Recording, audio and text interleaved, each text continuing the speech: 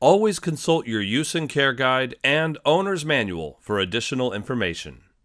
To open the drawer, lift and pull the handle or press the foot pedal. Remove top of bag from bag retainer buttons.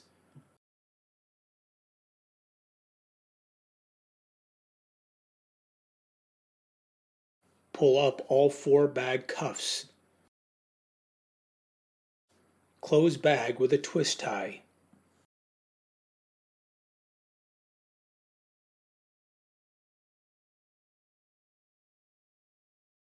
Next, release drawer side latch. Tilt drawer to the right. This releases pressure on the bag, making it easier to remove the bag. Latch the drawer if it was unlatched. Do not use any kind of bag other than those designed specifically for use in your compactor. Place folded bag into the drawer. Open bag and pull top edges over the drawer top.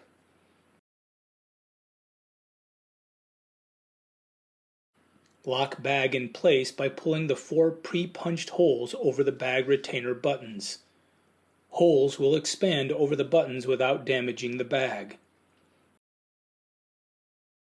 Press inside of bag against the drawer bottom, sides, and corners for a smooth fit. Note that the ram can and will tear improperly installed bags.